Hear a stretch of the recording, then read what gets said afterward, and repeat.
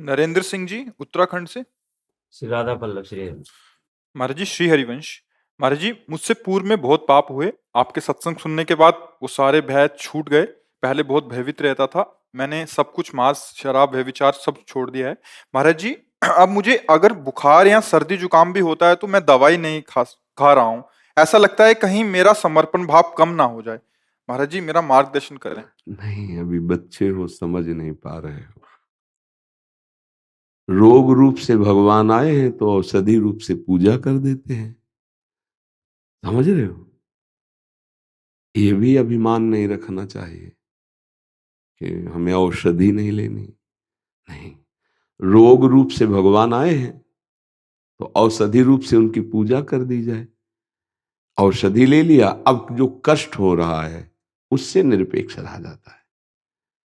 मान लो औषधि ले ली, वैद्य डॉक्टर को दिखा दिया, इसके बाद जो पीड़ा हो रही शरीर का प्रारब्ध है, राधा राधा राधा राधा, कृष्ण कृष्ण कृष्ण, हम उसको सह रहे हैं।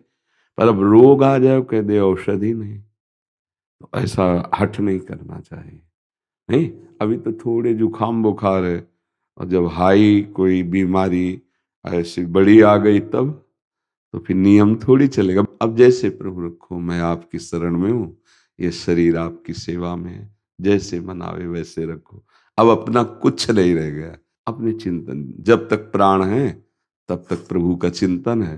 प्राण रूपी पुष्प छूटे, प्रभु के चरणों में चढ़ गए। अब इसमें हट क्या करेगा? अच्छा, जुकाम बुखार है तो मान लिया कि ना दवा लो। अभी बड़ा कोई रोग हो जाए तो हम सहज रहें, हमारा जीवन सहज हो। भूख लगी है तो जो हमें प्रारब्धवशात अन्न मिला डाल लिया, उसका चिंतन न बनने पावे भूख का। रोटी डाल ली, सब्जी डाल ली, भूख खत्म। पीड़ा हो रही, दवाई डाल ली। अब नाम जप कर रहे हैं, अपने कर्तव्य कर्म को कर रहे हैं। कोई हम शरीर थोड़ी है कि हम खाएंगे नहीं, हम पिएंगे नहीं, ये कैसे चलेगा? ये तो शरीर यात्रा के निर्वाह के लिए हमको पानी, भोजन, दूध, घी, फल ये डालना पड़ेगा, तभी इससे सेवा होगी।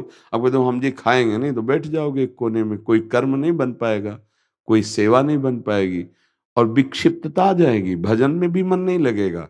भगवान ने युक्ताहार विहारस्य कहा है, 4 रोटी पानी तो 2 पा लो, पर पा लो। अच्छा, अब बोले हम व्रत हैं, अब याद आ रहा है भोजन, तो हमें लगता है इस व्रत से अच्छा है कि पहले तुरंत 2 रोटी पाओ और भगवत चिंतन करो। रोटी याद आ रही, भोजन याद आ रहा है, या फिर आज व्रत है तो कूटू के पकोड़े बन रहे और सिंघाड़ा का हलवा इससे तो अच्छा था भैया रोटी दाल पाके राधा राधा जपो, कृष्ण कृष्ण जपो। व्रत रहना है तो भोजन का चिंतन ना आवे उतना व्रत रहो। एक टाइम रह लो, एक दिन रह लो, भोजन का चिंतन नहीं होना चाहिए। और व्रत में बिल्कुल हल्का प्राण पोषण के लिए कुछ जल फल ले लो, नहीं तो ये सब नहीं कि हलवा पूड़ी बना रहे हैं कूटू की, बोले फलाहार, जरूरत क्या भैया? उपवास रखा जा रहा है कि हम कष्ट पूर्वक भगवत भजन करेंगे।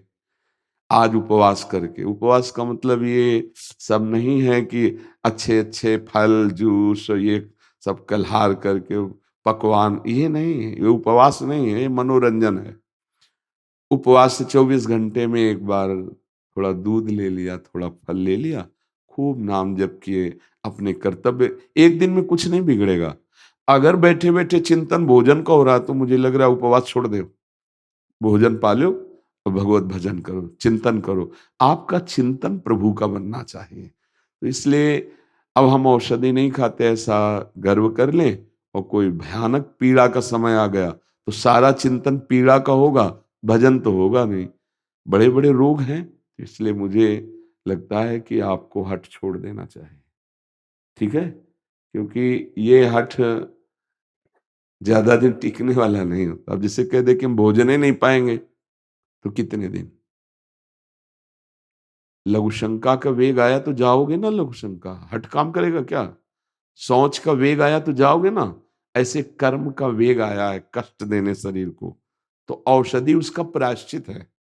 भगवान आयुर्वेदाचार्य के रूप में प्रकट हुए ना, भगवान ही तो प्रकट हुए। धन्वंतरी भगवान का अवतार है ना, आयुर्वेद भगवान से प्रकट हुआ ना, तो जब रोग भगवान ने प्रकट किया तो औषधि भी भगवान ने प्रकट की, तो हम उसे भाव से ले लेते हैं और इसके बाद अपने सेवा में लगते हैं, चिंतन में लगते हैं। अब अभी जुकाम बुखार कोई रोग साधारण है, ये तो भयानक पीड़ाएं आ जाएंगी तो होश उड़ जाएंगे। अभी शरीर में स्थिति अभी कोई स्वरूप में थोड़ी स्थित हो गए हो। हाँ, बड़ी बड़ी पीड़ाएं, ये देह जो है पीड़ा का समुद्र है, कब कौन सी पीड़ा आ जाए, बहुत कष्टप्रद।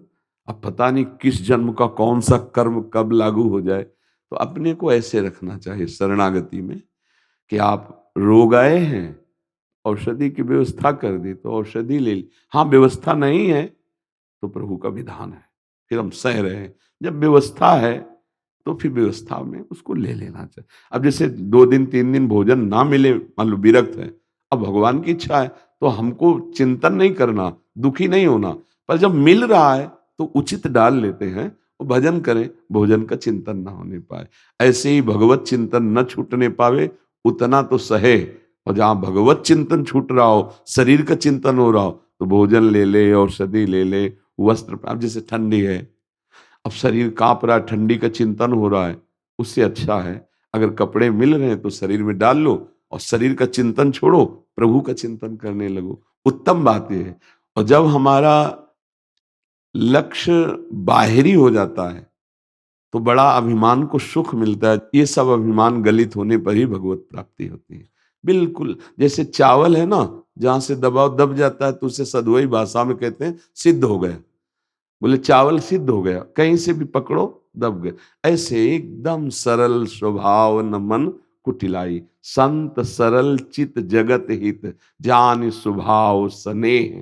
तो हमें लगता है कि नियम लेना चाहिए कि एक विश्वास खाली नहीं जाएगी नाम से। बहादुर हो तो इसको पूर्ण करो, एक विश्वास नाम से खाली नहीं जाएगी। कुछ ही दिनों में आपको अनुभव होने लगेगा कि आप कितने आनंद में हैं। इन सब बाहरी बातों का कोई महत्व नहीं है, महत्व है भगवत चिंतन का। पूरी गीता जी उठाकर देखो, भगवान ने कर्तव्य और चिंतन 2 पर जोर दिया है। आप अपने कर्तव्य कर्म को करो और हमारा चिंतन करो। पूरा पूरे का सब का सार 2 बातों में, कर्तव्य कर्म करो और मेरा चिंतन करो। अब जैसे रहा जाए, प्रभु जैसे रखें, महलों में रखे चाहे झोपड़ी में बास दे, बस अपने कर्तव्य का पालन और नाम मंत्र, भगवान के रूप, भगवान के ध्यान चिंतन में। संसार का चिंतन हो, पीड़ा का चिंतन हो, इससे अच्छा है औषधि ले ले, भोजन ले ले, वस्त्र पहन ले। वैराग्य की उद्दंडता नहीं, बाहरी मर्यादा। तो जितना सह पावे तो उतना सह लो, नहीं फिर ये प्रकृति की वस्तु है शरीर, प्रकृति की वस्तुओं से इसका पोषण होता है और ये नष्ट होकर प्रकृति में ही मिल जाता है।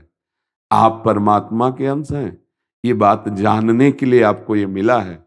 तो हम भूल करके इस शरीर से प्रकृति का भोग कर रहे हैं, तो हम भूल मिटा नहीं पाए, फिर हमारी दुर्गति होती है।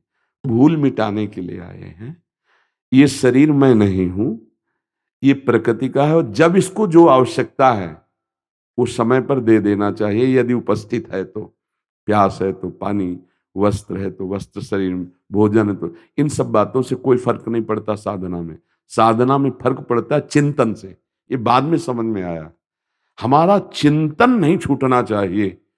अगर चिंतन हमारा भोजन का हो रहा है, वस्त्र का हो रहा है, ये अभिमान अंदर पुष्ट हो रहा है कि मैं इतने वर्षों से वस्त्र ही नहीं पहना, इतने वर्षों से धन नहीं छुआ, इतने वर्षों से अन्न नहीं छुआ, तो भगवत प्राप्ति में ये अभिमान बाधा पड़ जाएगा।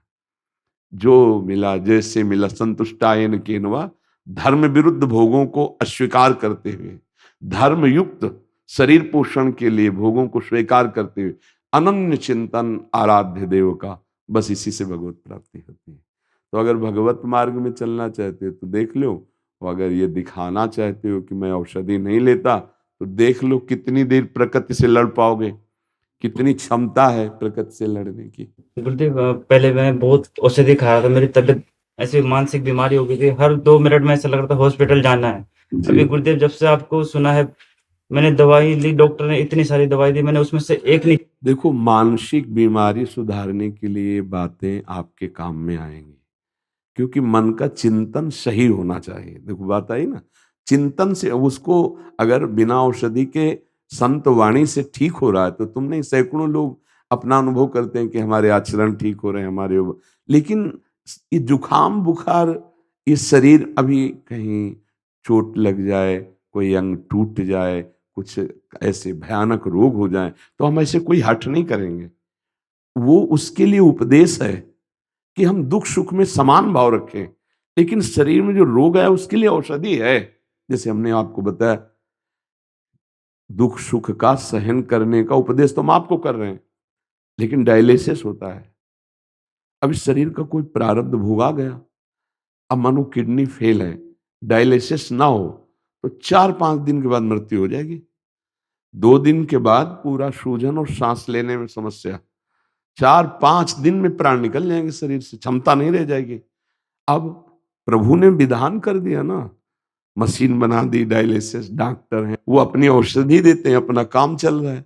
क्या काम चल रहा है? सेवा बन रही। अब सुबह से लगे, 2:15 से निकले थे, तब से लगे। अब कल डायलिसिस हुआ था, अब ना हो कहते कि तो अभी बोलना क्या, एक घूंट पानी जाना मुश्किल हो जाएगा। और ये मानसिक चिंतन का सुधार औषधि से ज्यादा सत्संग से होता है। वो क्षमता भागवतिक वाणी से आती है, पर प्रकृतिजन्य शरीर है, अब उसके लिए औषधि अच्छा है, जरूरी है, ले लेना चाहिए। हमारी सलाह है, आगे बच्चा जैसा तुम्हें भगवान प्रेरित करें। ठीक है।